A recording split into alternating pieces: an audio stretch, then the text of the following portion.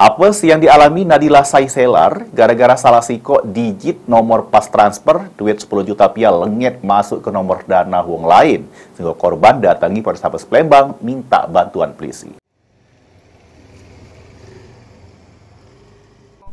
Apes yang dialami oleh Nadila Saiselar, 20 tahun, warga Perum Top Amin Mulia, Kelurahan 15 Ulu, Kecamatan Jakabaring, Palembang, kehilangan duit 10 juta rupiah karena salah transfer ke nomor lain.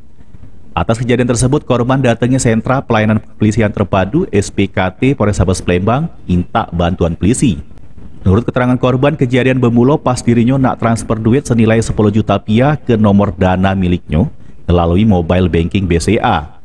Namun karena tidak fokus, dirinya malah salah kirim ke nomor wong lain yang beda seangko dengan nomornya. Pas dihubungi nomor tersebut, tidak ngakui kalau dapat transferan duit 10 juta dan nomor korban langsung diblok. Dari kejadian itu, korban barep terlapor bisa balik ke duitnya meski cuma setengahnya. Melapori salah transfer. Cuman itu kronologinya?